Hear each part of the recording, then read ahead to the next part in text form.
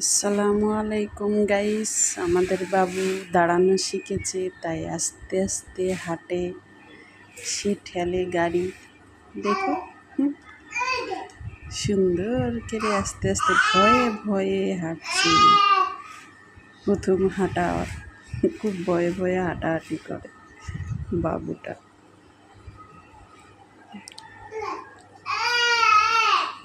আস্তে আস্তে ভয়ে ভয়ে আবার দেখে, আস্তে আস্তে সে নির্ভয়ে হাঁটছে। ভয়ে ভয়ে পড়ে যাবে কি দেখছি।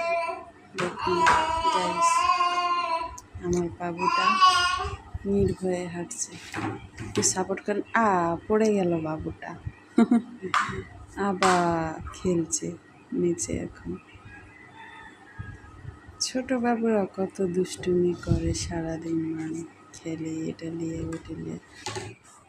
ওদের খেলার জিনিসের অভাব নেই, কী নিয়ে খেলবে ওরা নিজেও বুঝে পায় না। যখন যেটা হাতে পায় তখন সেটা নিয়েই খেলে। এই হলো অবস্থা।